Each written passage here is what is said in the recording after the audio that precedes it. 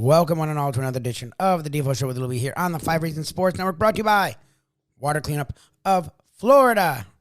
You can always count on our weather to be something here in South Florida, and I am sure, I don't know for a fact, but I'm sure it doesn't help our homes or offices. But what does help your home or office is Water Cleanup of Florida. Whether you have water issues or fire issues, or you're just trying to be preventative and be smart about your home or office, looking into the future, Water Cleanup of Florida is for you. 954-579-0356.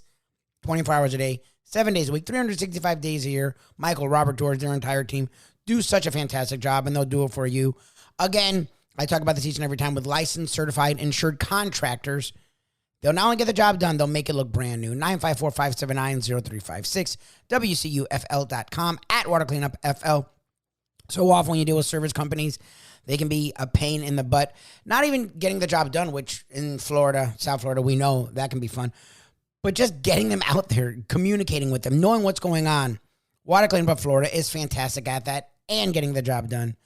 954-579-0356 to get in touch with them. Water Cleanup of Florida. If you have the schmutz, they have the guts. Miami Dolphins have been very schmutzy this season, but there was a lot of guts shown Monday night in Los Angeles. Plus, the Miami Heat have always been full of guts, as much as the schmutz has hit the fan the last couple of years. We'll talk about both organizations with Mr. 5 Reasons Sports himself, Ethan Scoop Skolnick, here on the Devo Show with Luby on the 5 Reasons Sports Network. We welcome Scoop Skolnick into the program, 5 Reasons Sports Network. Always great having Scoop on the show. And, wow, I mean, I don't... Did you get the same feeling that the rest of the world did last night, that we're on our way to the postseason now? Miami Dolphins, big win. As we said, keep them out of the end zone, make them settle for field goals in the red zone. That's our formula for winning. What did you think last night, outside of the fact that Tua Tagovailoa definitely has a death wish? Oh, he does. He does. No, I'll say this. I was surprised. I did not think they'd win that game. You and I have been alive long enough to watch a lot of primetime games, and I couldn't remember the last time one they won, honestly, like dating all the way back to the Gase era. Like, they always lose those games. So the fact that they won and the way that they did it is obviously positive. I mean, Tua didn't have to be superhuman. He threw for just over 200 yards, made a couple mistakes in the first half, didn't really repeat those mistakes in the second half. They scored every time they had the ball in the second half, with the exception of the kneel down. So they gave themselves just enough distance. If you look at their scoring, they scored 70 points in their first 10 games, which is, I mean, that's like prehistoric. And that's, by the way, the same number of points they scored in one game against Denver last year. And then they've scored, I guess, 77 in their last 3 since he's returned. So this is, and look, they average 25 points a game when he starts historically. So, this is about what he's going to produce for you on a regular basis. And again, if they hold a team to field goals the way that they did, I thought Anthony Weaver had a really good game, kind of timing when to blitz, when not to blitz. They got pressure last night, which is not something they've been getting lately. They had 1 sack in the previous 3 games. They had, 4 last night.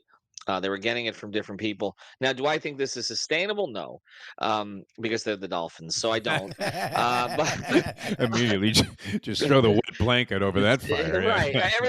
Everything's great. Don't worry. Don't get used to it. It's not going to continue to be great. No, it's just, look, their schedule's really soft, okay?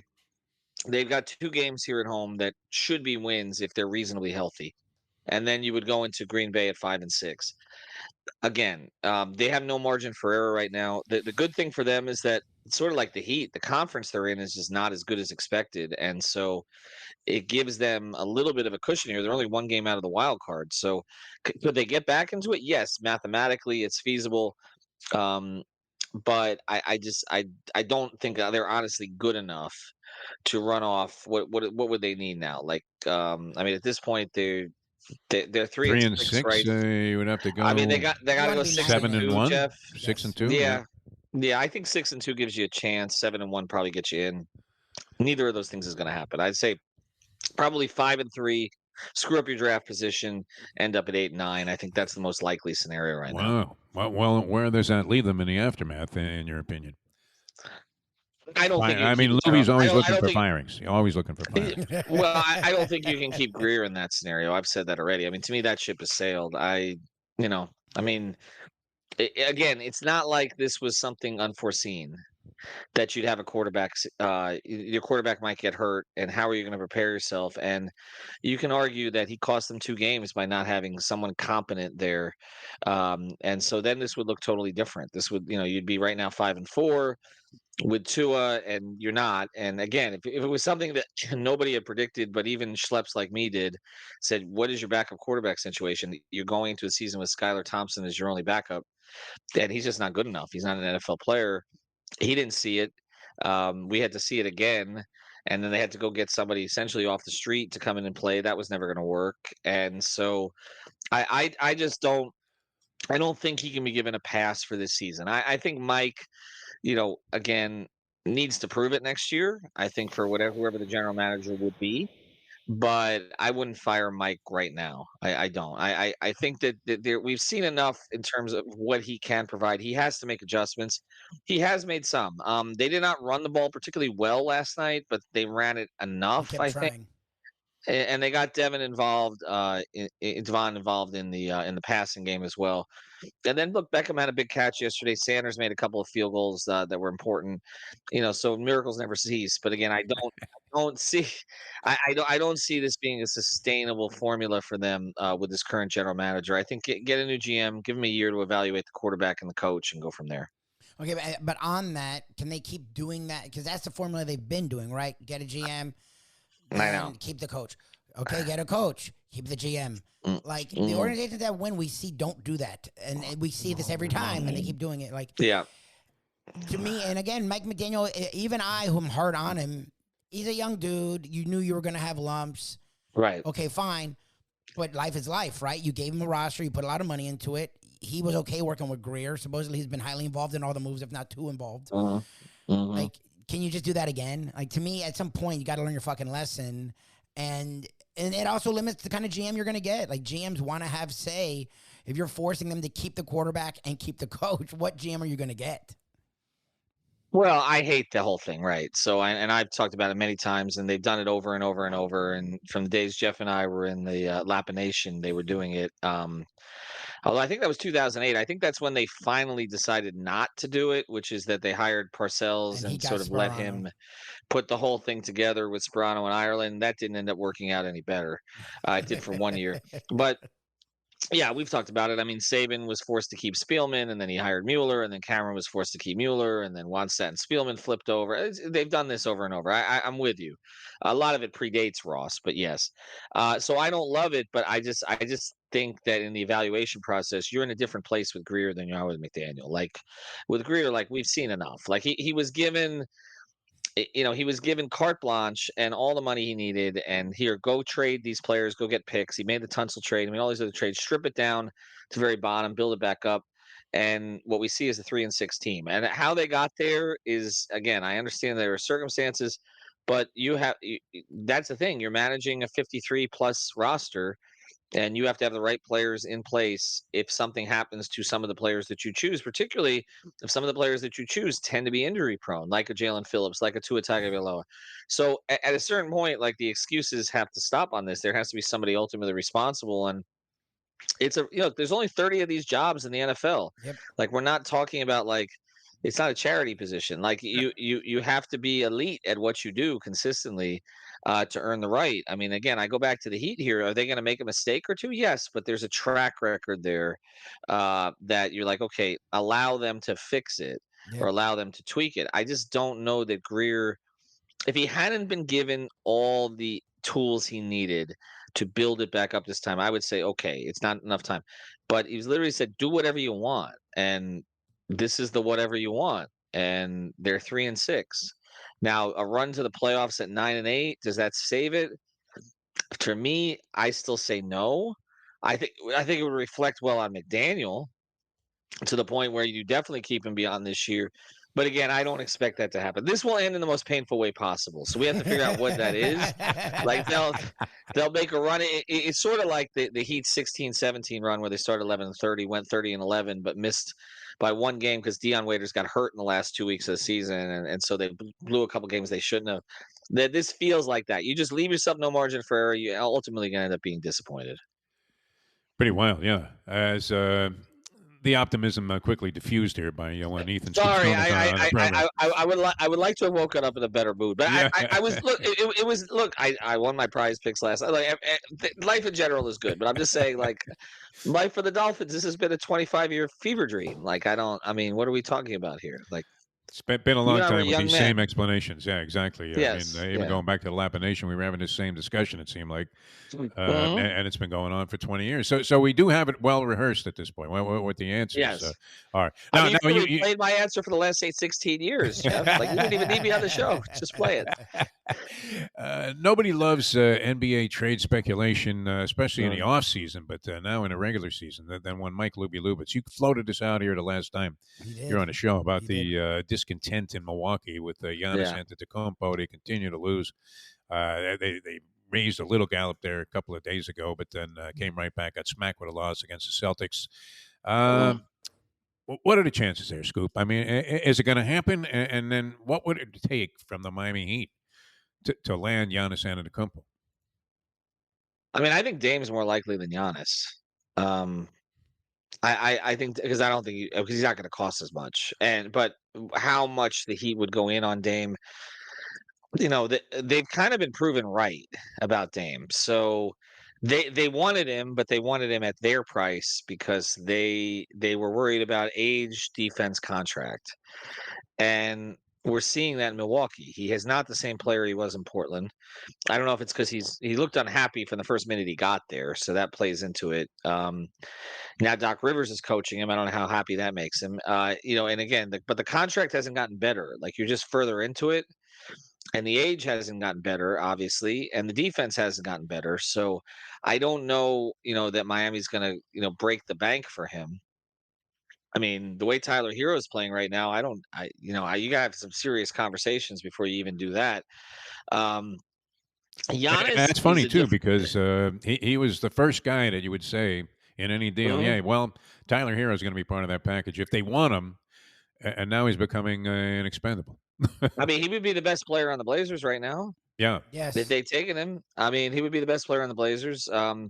I mean, how Cronin still has his job. I mean, Scoot's not even playing well. Like, it's remarkable. I mean, yeah. look, people probably look at the Dolphins and say the same thing about Greer, unfortunately. But like, yeah, I mean, how Cronin still has his job, I don't get it. But as far as Giannis goes, look, you empty the clip, right? I mean, it's Giannis. He's still in his athletic prime. I think there are elements to his game that would concern me as he ages, which is that he's not a great shooter. So if he loses a little bit of this kind of overwhelming physical advantage that he has, then you may have some problems there. But yeah, I mean, I think they would certainly get in the mix. I don't think there's any question. Now the issue is who you give up. He and Bam share an agent. I'm not sure that he want to trade Bam, even with the No. way he's looked lately.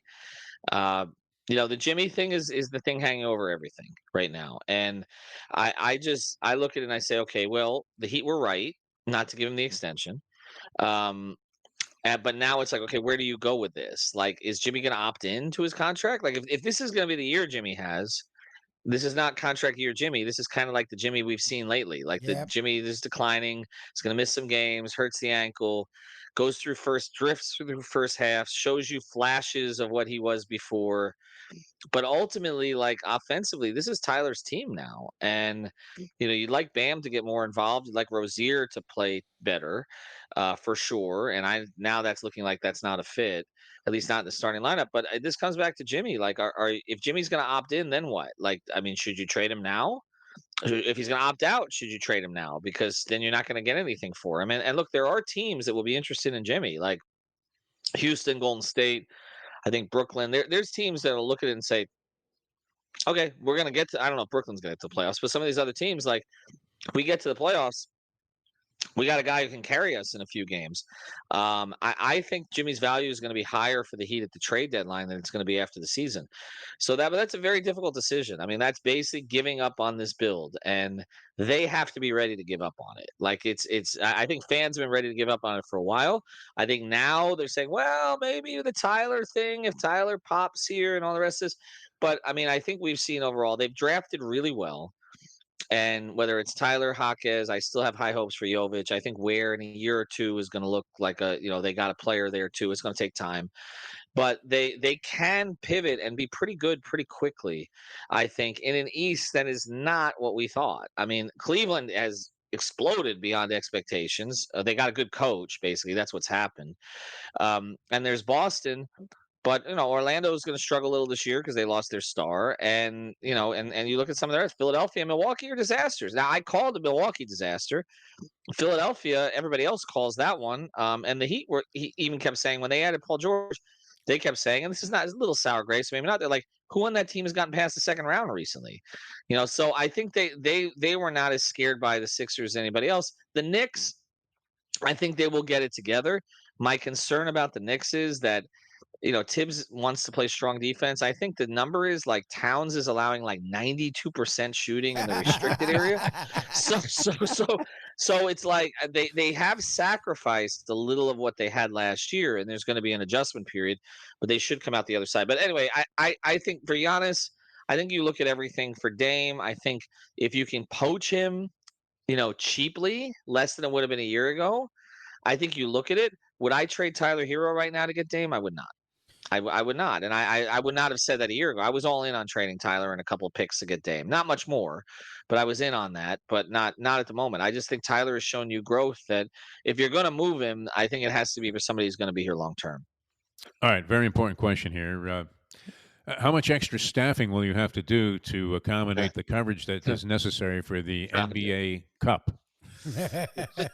Will you be putting extra people on to be able to dissect this and distill it down and show the fans its actual meaning?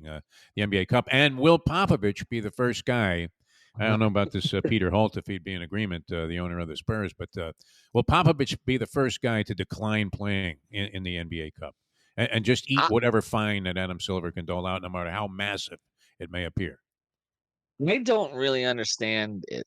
I still don't. I mean, I understand it's about money. I get that. But I don't even know. Is it supposed to be an honor? Like the fact that the Lakers won the NBA Cup last year, but then went out so early and feebly in the playoffs. Like Yeah. I don't like. I remember Indiana making a bit of a run. Halliburton kind of broke out. Now Halliburton's totally slid back. I don't. I don't really get it. Like they put some stuff on the court. Games are supposed to mean more. I don't know. I like a lot of things Silver has done. I really do. I'm not an anti-Silver guy. This one, I just don't. I don't understand what this is adding. I don't. Now people are saying they play harder in these games. I guess. I mean, I don't. Have you seen it? I don't know. I don't know that I have. Let's just look at it from Jimmy's perspective. Does he really want to spend that extra week playing? Yeah. Like, in Vegas, I'm sure maybe. he'd rather. It may, yeah, but I mean, Vegas comes to Jimmy. Like I'm just saying, like I don't know. I don't really see the point of it. And in fact, they had to remind me. Like they got the thing today, like that the NBA Cup was. I'm like, oh, okay, there you go, great. Okay, they're playing Milwaukee. Thanks. We're playing Indiana later this week. Like, okay, they got 2 games against Indiana. One is NBA Cup and one is not. Like, okay, so one matters and the other doesn't. Like, I don't know. I don't know.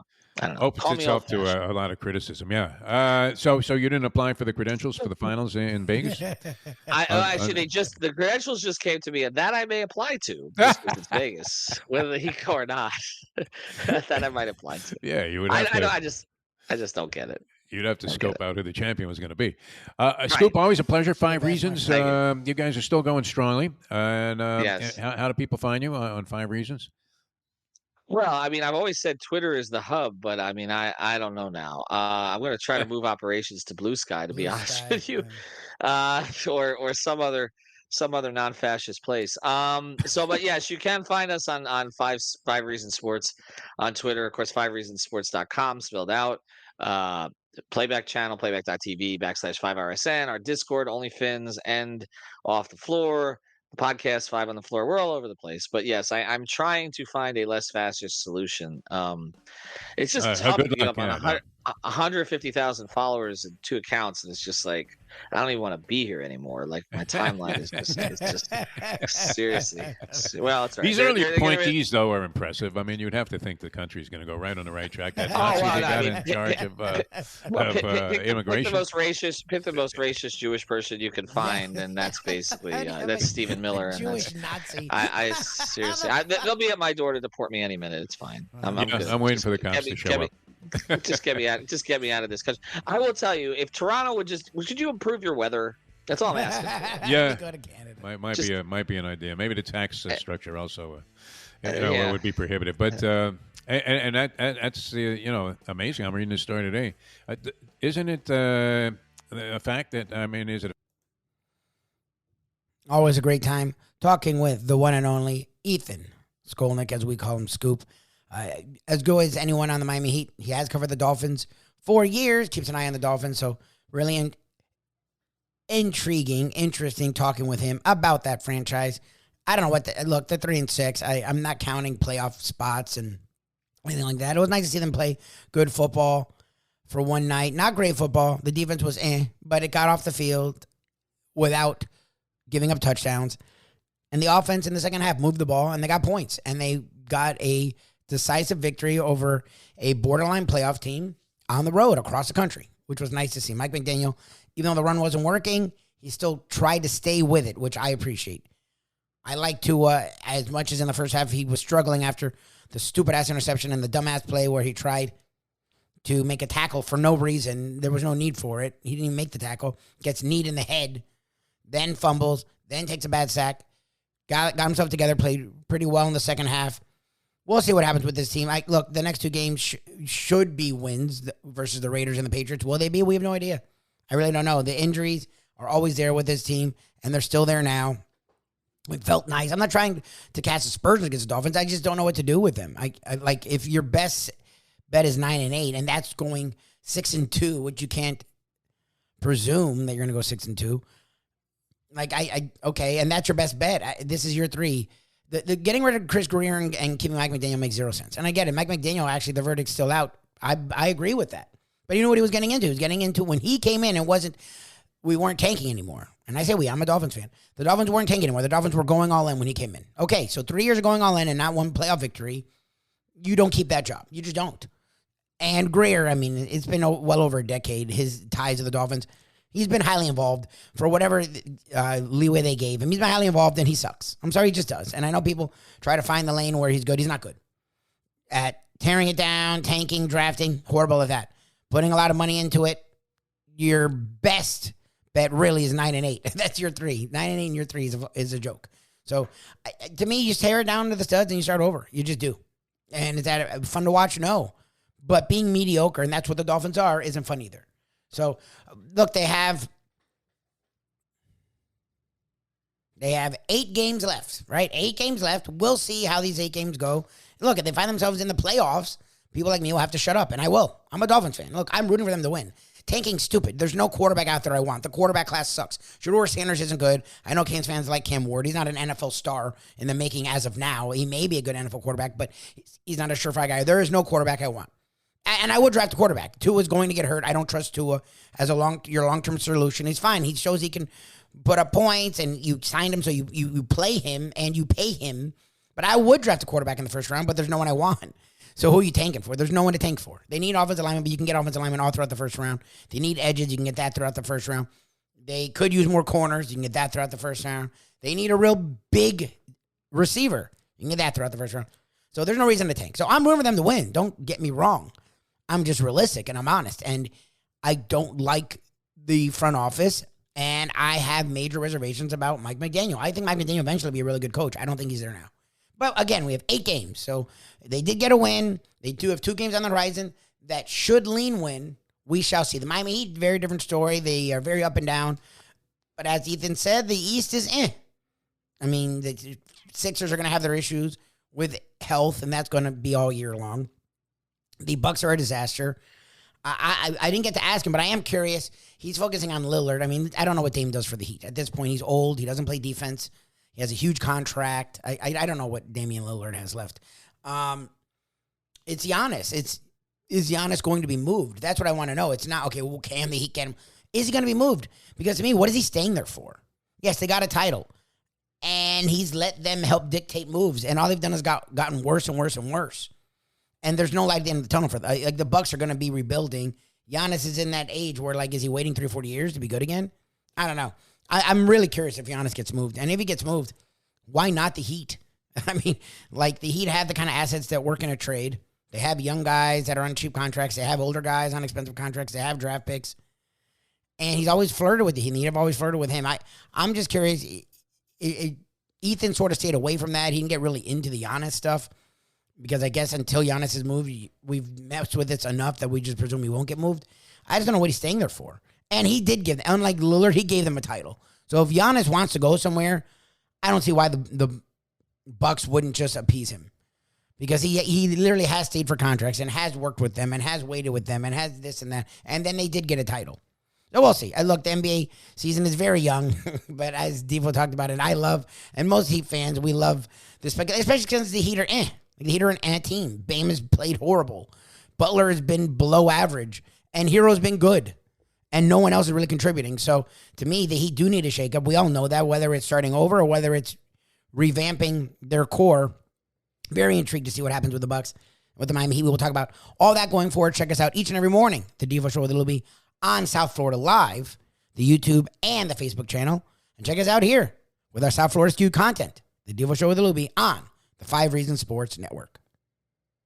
Hey, folks, Tony Segreto here. Let me ask you a question. What do you look for when you go out to eat? Good food, obviously. Friendly atmosphere, not too loud, but good energy, reasonable prices, and a place where you feel comfortable. All those ingredients, no pun meant there, are hard to find unless you're talking about the Texas Roadhouse. You see, they encompass all of those attributes. Really, really good food, amazing atmosphere, good for a family, good for a date, or just a night out for yourself, and prices that will make you extremely happy. Their ribs, unmatched. Steaks, hand-cut every day. Everything, and I mean everything, is made on site, including their incredible bread. It's the one day, folks, that you can forget about low-carb diets. Trust me when I tell you, Texas Roadhouse, your restaurant, your destination when you say, where should we go and eat tonight? These days, we're all looking for comfort anywhere we can find it. Thank goodness for Landlubbers Raw Bar and Grill in Plantation, because they are making sure you are as comfortable as possible. First of all, they're not only open for delivery and pickup. All you have to do is go to landlubbersbarandgrill.com for both pickup and free delivery. You're going to have the best wings in the world. You're going to have a great burger. You're going to have their amazing soups. Again, Landlubbers, Raw Bar and Grill. It's nice and easy. Just go to landlubbersbarandgrill.com for both your pickup and free delivery. Thank goodness for Landlubbers for making you always feel right at home.